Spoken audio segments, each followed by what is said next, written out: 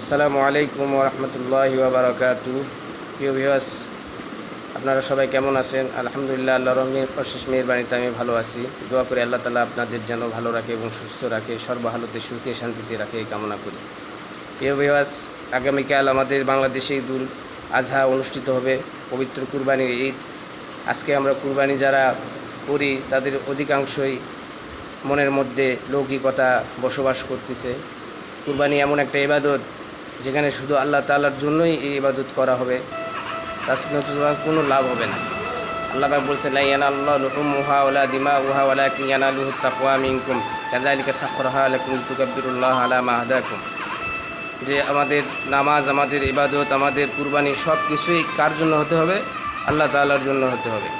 তাই আমরা কুরবানি করব ইখলাসের নিয়তে।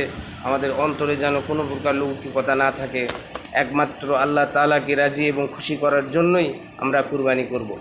এবং এই কুরবানিতে যে হক আছে গরিব দুঃখীদের, এই হকটা আমরা আদায় করার চেষ্টা করব ইনশাআল্লাহ। আল্লাহ তাআলা আমাদের সবাইকে ইখলাসের সহিত কুরবানি করার তৌফিক দান করুন। আমিন। ওয়া আখিরু দাওয়ানা আলহামদুলিল্লাহি রাব্বিল আলামিন। আসসালামু আলাইকুম ওয়া রাহমাতুল্লাহি ওয়া বারাকাতুহু।